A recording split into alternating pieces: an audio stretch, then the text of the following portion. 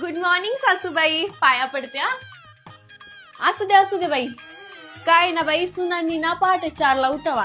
तू तर डायरेक्ट 8लाच उठली ग. अहो सासूबाई, मग सून कशाला आणायची? कोंबडच आणायचं ना, पहाटे 4ला चारवलं असतं.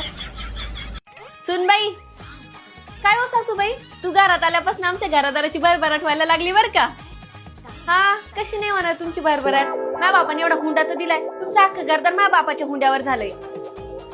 एक काम करा, त्या पोरीचं लग्न पण माझ्या बापाच्या हुंड्याच्या जीवावर करा. हा, आमचं अख्खं घरदार नाही का तुझ्या बापाच्या जीवावर झालं. सांगत होते पोराला लव्ह मॅरेज करू नको, अशी चाबरी भेटली. सुनबाई, चल बाई बाजूला, मी करते स्वयंपाक. अहो आई, तुम्हाला आता काहीच करायची गरज नाही. मी आली ना, आता तुम्ही फक्त आराम करायचा. तुम्हाला भेटली ना फुकट्याची मोल करीन. आई मला सांगा ना, भाजी करायची कशात करू? कढई कुठे आहे? इथे आहे का? हे घे, यात कर.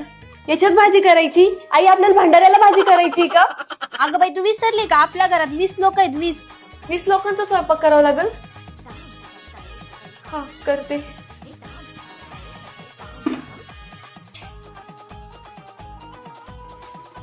बाई सुनबाई, घरात फिरताना जरा डोक्यावर पदर बिदर घेऊन फिरावा. अहो घरात पण तोंड झाकून फिरायचं होतं, मग एखादी काळी उंदरी घेऊन यायची ना. कशाला माझ्यासारखी सुंदर घेऊन आला?